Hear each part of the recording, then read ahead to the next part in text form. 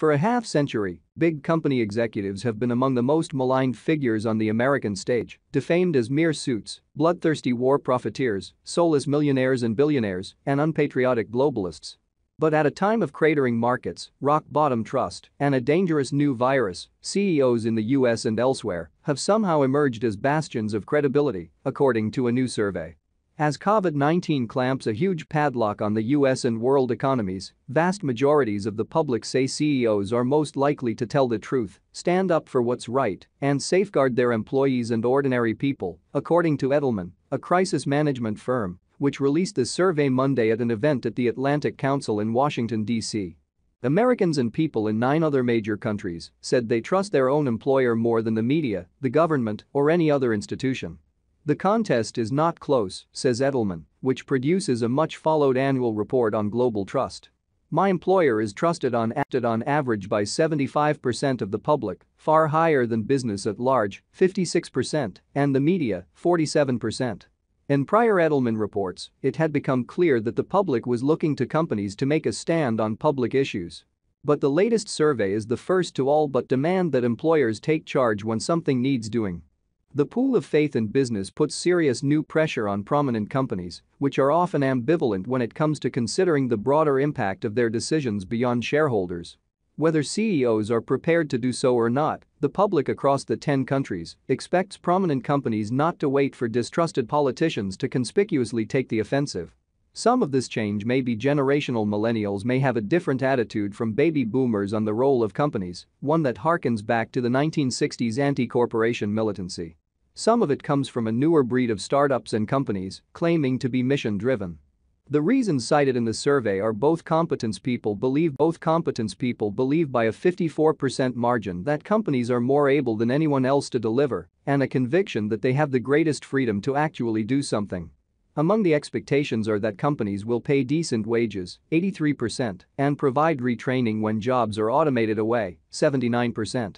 Perhaps not surprisingly given the current times, although public demands of companies are high, expectations that CEOs will come through is low, fewer than a third think their employers will accomplish these things. Yet, the suggestion is that popular commercial punishment might be rained down on companies that fail to take charge. The belief is that my employer is better prepared than my government, said Richard Edelman, chairman of Edelman. The COVID-19 crisis is tailor-made for the new public sentiment. On March 13, President Trump, his own credibility under severe test because of the collapsing stock market and a delayed reaction to the seriousness of COVID-19, held a news conference where he declared a national emergency and introduced a parade of CEOs, each of whom pledged to do his part in controlling the virus. They included Walmart CEO Doug McMillon, Target CEO Brian Cornell, and Walgreens President Richard Ashworth, who spoke for a few minutes and stood alongside Trump on stage. Though in that case the executives seemed to be attempting at least in part to placate Trump as much as the public, in subsequent days, the world's best-known companies have appeared to be attempting to stake high ground. Apple has offered to let distressed users of its branded credit card forego interest for the month of March.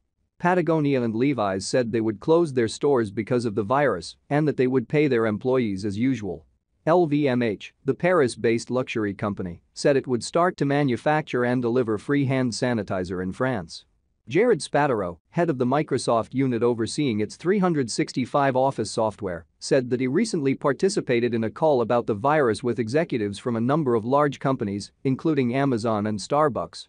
Companies are in a new environment, he said, in which the question is, what is the role of business in society? To whom is it accountable? A split has emerged between companies that suggest that, at least for now, they will pay their employees while their operations are curtailed or stopped, and another group that wants their workers to rely on their sick pay. In the former group is Taco Bell, and among the latter are Whole Foods, which is owned by Amazon, and Walmart. Tesla CEO Elon Musk is in a category all his own, flouting the new zeitgeist, obtaining special permission from authorities to keep his Fremont plant open, while downplaying COVID-19. Saying he himself intends to keep working, but telling his workers they can stay home if they wish. The difference may reflect CEOs striking a balance between satisfying their teams and staying in business. The biggest company challenge is how do they keep themselves an operating concern while doing well by their employees, said Karen Harris, head of Bain Macro Trends.